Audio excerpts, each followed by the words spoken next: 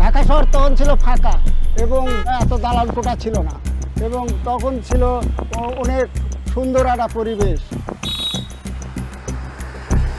এখানে প্রকৃতির পাখিরাই ঠিক মতো থাকতে পারছে না, আমরা তো চিন্তাই করতে পারি না। আমরা নিজেদের ইন্টারভেনশন করে, নিজেদের কোনো প্রচেষ্টা করে বাংলাদেশের কোনো পার্টে আমরা বায়ু দূষণ কোনোভাবে কমাতে পারি না। যদি কোনো কিছু অবৈধ থাকে সেটাকে ভেঙেই আসলে আবার সুন্দর করে করতে হবে, না হলে আস্তে আস্তে এমন একটা দিকে যাব তখন আর ফেরার পথ থাকবে না।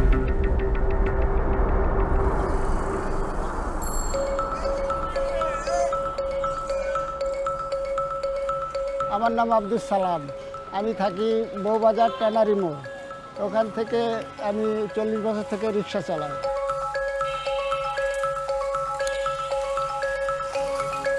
এবং আমার পরিবারে 8 জন লোক, আমি এই রিক্সা চলে তাদের জীবন নির্বাহ করে দিন কাটা, ডাল ভাত খাই।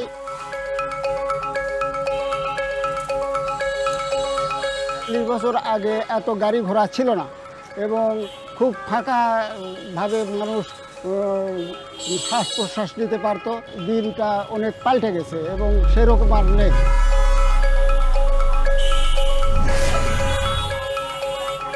এখন রিক্সা চালা আরাম পাওয়া যায় না, রাস্তাঘাটে গাড়ির ধোঁয়া বাড়ছে এবং বড় বড় বিল্ডিংয়ে থেকে ধুলা বালি রাস্তাঘাটে সরে গেছে এবং বাতাসে সেগুলা আমাদের নাকে কানে মুখে যায় এবং সেগুলা ধুলাতে আমাদের শ্বাসকষ্ট বৃদ্ধি পায়।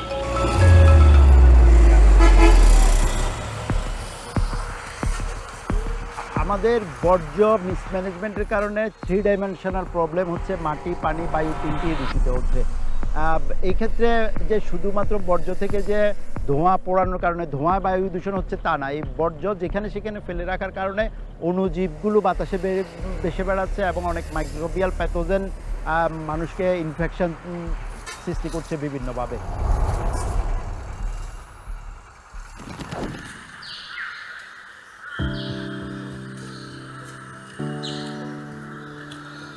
আমি আলবিনা শাহনাজ, আমি যোগা ট্রেনার হিসেবে আছি, ইনস্ট্রাক্টর, জয়সান যোগা অ্যান্ড ওয়েলনেস সেন্টার।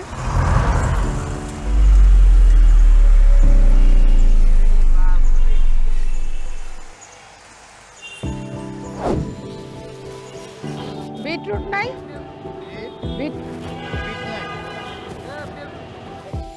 আমার বেড়ে ওঠাটা ছিল পুরান ঢাকায়, সেই 45 বছর আগের কথা বলছি। তখন পুরান ঢাকাটা এখনের মতো আর ছিল না, মানে আগের মতো ছিল, আগে ছিল অন্যরকম। যেমন আমরা খেলাধুলা করতে পেরেছি, মাঠ ছিল, আমাদের বাসার সামনে একটা অনেক বড় উঠান ছিল, গাছ ছিল চারিদিকে, সুপারি গাছ ছিল, নারকেল গাছ ছিল, তো অন্যরকম একটা পরিবেশ ছিল। এখন আর কিন্তু সেই জিনিসটা আমরা পাচ্ছি না।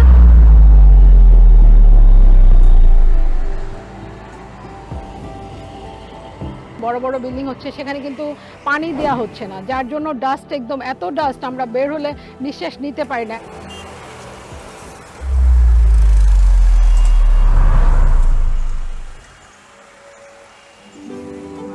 আমি স্থপতি সাইকা ইকবাল মেঘনা, আমি আর্কিটেকচার প্র্যাকটিস করছি। আমার ফার্মের নাম স্টুডিও মরফোজেন্সিস লিমিটেড। যেটা আমরা এখন খুব জোর দিই যে রিইউজ, রিপারপাস এবং রিসাইকেল করা, একটা যে কোনো প্রজেক্টকে ইউ ক্যান ট্রান্সফর্ম, বাট ওইটার বেসিক কাঠামোটা ঠিক রেখে আমরা কিন্তু ওয়ালগুলো নিয়ে কাজ করতে পারি, আমরা গ্রিন রুফ অ্যাড করতে পারি, গ্রিন ফাসাদ অ্যাড করতে পারি। সো এটা সম্ভব, মানে আর্কিটেকচারাল যে আমাদের নলেজ আছে বা আমাদের যে সাস্টেনেবিলিটির যে এক্সপার্টাইজ আমাদের আছে বা অন্য যে এক্সপার্ট আছে তাদের সাথে কোলাবোরেট করে আমি মনে করি যে পুরানো যে বিল্ডিংগুলো যেগুলো ভেঙে ফেলাটা ফিজিবল না, বাট ওগুলোকে হয়তো ট্রান্সফর্ম করে খুব ভালো কোনো রিপারপাস করা সম্ভব। আমি অধ্যাপক ডক্টর আহমেদ কামরুজ্জামান মজুমদার, আমি স্ট্যামফোর্ড বিশ্ববিদ্যালয়ে পরিবেশ বিজ্ঞান বিভাগে অধ্যাপনা করি। আমরা দ্রুততম সময়ে নির্মাণ বিধি মেনে নির্মাণ কাজগুলো করতে হবে। যে স্ট্রাকচারগুলো হচ্ছে সেগুলোর জন্য অনেক র মেটেরিয়াল খোলাভাবে না এনে বরং স্টেক ইয়ার্ড ব্যবহার করা, শহর থেকে দূরে কোথাও।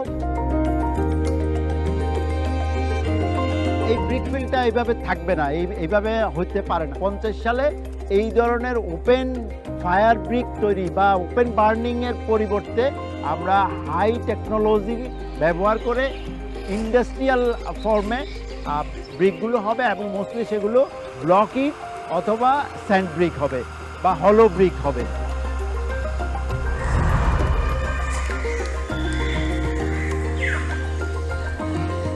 আসলে করোনা আমাদেরকে একটা জিনিস শিখেছে, যেটা হলো নিঃশ্বাস। আমাদের বডির সবচেয়ে ইম্পর্টেন্ট জিনিস হলো নিঃশ্বাস, যেটা ছাড়া আমরা বাঁচতে পারি না। দেখেন, আপনি হয়তো বা কোমাতে আছেন, আপনি লাইফ সাপোর্টে, কিছুই চলছে না, শুধু নিঃশ্বাসটা চলছে।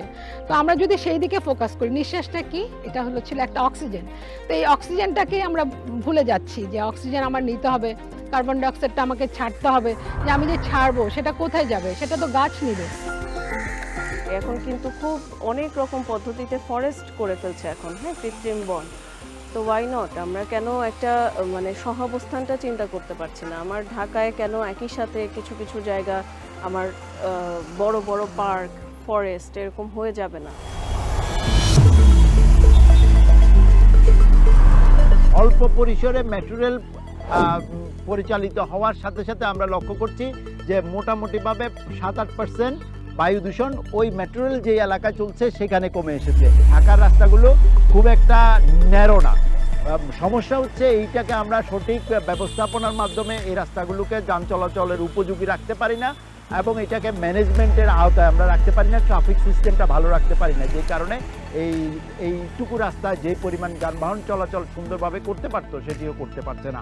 ফলে এটি যদি আমরা ডিসিপ্লিনে নিয়ে আসতে পারি, তাহলে আমরা ইমার্জেন্সি লেন এবং সাইকেল লেন এই দুটিকে কোঅর্ডিনেশন করে আমরা আলাদা একটা লেন বের করা আমাদের জন্য কঠিন না। এই পরিবেশে আপনাকে মানিয়ে চলার জন্য অবশ্যই যোগা। আর যোগা যেটা করছে, বডিটার সাথে আপনার মাইন্ডটাকে, আপনার বডির ভেতরে অর্গানগুলোকে ভালো রাখছে। চলে যাব, দুটো হাত ক্লোজ, ইনহেল করে দুটো হাতকে উপরে। অ্যাজমার প্রবলেম হয়ে যাচ্ছে, হ্যাঁ, তারপর মাইগ্রেন হচ্ছে, সাইনাস হচ্ছে। তো যোগার মেন ফোকাসটাই হলো ব্রিদ ইন ব্রিদ আউট। নিঃশ্বাস নাও, প্রাণ ভরে নিঃশ্বাস নাও, প্রাণ ভরে নিঃশ্বাসটাকে ছাড়ো। তো সেটা ছাড়ছি আর নিচ্ছি, কোথায় ছাড়ছি কোথায় নিচ্ছি, এটাকে যদি আমি আবার ফোকাস করতে যাই, আমার আবার গাছে চলে আসতে হয়। ওকে, রেস্ট। যেমন আমি এই জায়গায় যখন বিকেলে সারাদিনের ব্যস্ততার পরে হাজব্যান্ড বাচ্চারা সারাদিন যাই করি, বিকেলবেলা এসে যখন ছাদে কেউ পানি দিচ্ছি, কেউ গাছের আগাছা পরিষ্কার করছি, কেউ ফল তুলছি, তারপর একটু চা খাচ্ছি, অন্যরকম একটা শান্তি। তো এইটা হলে আসলে আমরা যে পলিউশনগুলো, সাউন্ড পলিউশন, তারপর এয়ার পলিউশন, এই পলিউশনগুলো থেকে আমরা বের হয়ে আসতে পারবো।